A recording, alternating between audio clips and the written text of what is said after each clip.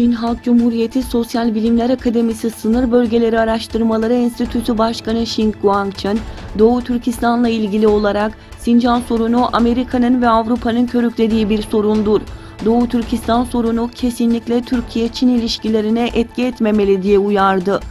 Doğu Türkistan bölgesinin ülkelerinin trilyon dolarlık projesi olan Bir Kuşak Bir Yol'un çok önemli yapı taşlarından biri olduğunu vurgulayan Guangcheng, Sincan'ın konumunun önemli olmasının nedeni çevresindeki 8 ülkeden dolayıdır dedi.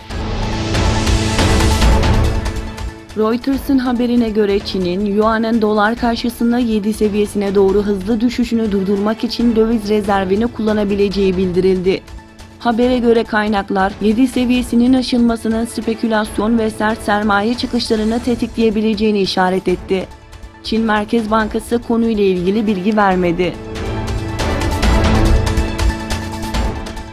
ABD'nin eski Avrupa Kara Kuvvetleri Komutanı Ben Hodges, ABD'nin önümüzdeki 15 yıl içinde Çin'le savaşa girme olasılığının çok yüksek olduğunu söyledi.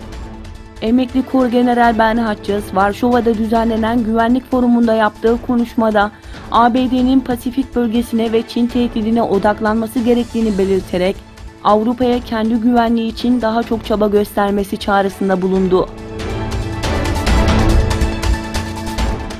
Malezya Dışişleri Bakanı Seyfüddin Abdullah, Malezya Silahlı Kuvvetleri'nin Suudi Arabistan'daki askerlerini geri çektiğini bildirdi. Bakan Seyfüddin, resmi ziyaret için Malezya'ya gelen Suudi Arabistan Dışişleri Bakanı Adil El Cübeyr ile görüşmesinin ardından yaptığı açıklamada, Yemen'deki iç savaşın başlamasının ardından Suudi Arabistan'da bulunan Malezya askeri birliklerinin başkent Riyad'dan ayrıldığını söyledi.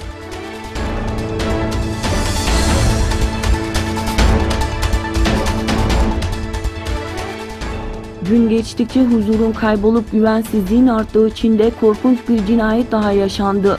Çin'in batısındaki Chongqing kentinde bir anaokuluna giren kadın saldırgan 14 çocuğu bıçakladı. Polis saldırganın kimliğini açıklamadı. Çin'de benzer vakalar son yıllarda artış göstermiş durumda.